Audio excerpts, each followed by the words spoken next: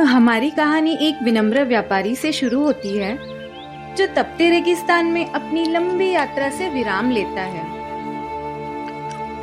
उसे क्या पता था, उसका खजूर खाना जल्दी उसके जीवन को हमेशा के लिए बदल देगा। जिन क्रोधित हो जाता है और व्यापारी से भिड़ जाता है। क्या तुमने खजूर खाए और बीज झाड़ में फेंक दिए? हाँ, मैंने फेंका था। जो बीज तुमने इतनी लापरवाही से फेंके वे मेरे बेटे को लगे और उससे वो मर गया। अब मैं तुम्हें मारने जा रहा हूँ। मुझे माफ कर दो, मेरी जान बख्श दो।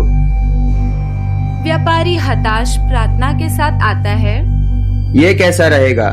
आप मुझे अपने घर जाने दो और अपने परिवार को अलविदा कहने दो।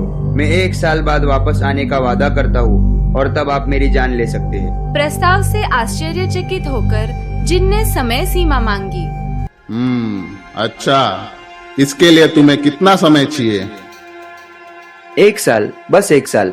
जिन अनिच्छा से सहमत हो जाता है और व्यापारी को जाने देता है। व्यापारी घर लौटता है और अपने परिवार को स्थिति समझाता है।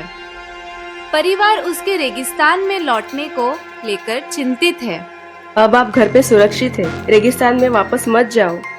नहीं, मैंने वादा किया है, मुझे वापस जाना होगा। 1 साल जल्दी बीत जाता है और व्यापारी रेगिस्तान में लौटने की तैयारी करता है। अब अपना वादा निभाने का समय आ गया है।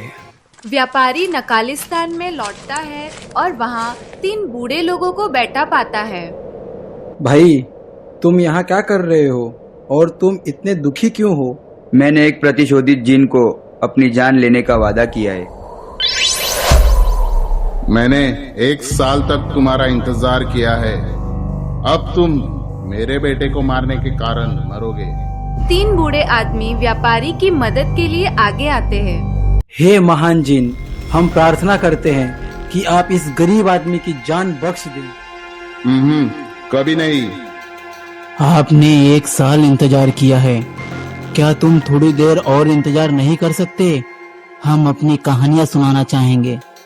हाँ, अगर आपको जो भी कहानी अच्छी लगे तो आप इस आदमी की सजा को 1/3 कम कर देना।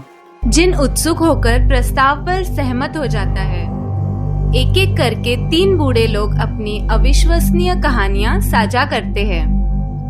प्रत्येक कहानी पिछली कहानी से अधिक मनोरम, जादू और आश्चर्य से भरपूर है। प्रत्येक कहानी के बाद जिन आश्चर्यचकित हो जाता है और व्यापारी की सजा कम कर देता है। मैंने कभी इतना अद्भुत कुछ नहीं सुना। जिन अंततः व्यापारी की सजा कम कर देता है। व्यापारी, तुम्हारी जिंदगी इन लोगों के कारण बच गई है। जिन धुएं के साथ में गायब हो जाता है। व्यापारी तीनों बूढ़ों के प्रति अपना आभार व्यक्त करता है। धन्यवाद मेरी जान बचाने के लिए। मैं वादा करता हूँ कि फिर कभी रेगिस्तान से होकर यात्रा नहीं करूँगा। और इस तरह अंत में कहानी कहने की शक्ति और अजनबियों की उदारता ने बहादुर व्यापारी को प्रतिशोधी जिन के चंगुल से बचा लिया। यह कहानी हमें याद दिलाती है कि सबसे विकट परिस्थितियों में भी आशा और दयालुता भी कायम रह सकती है।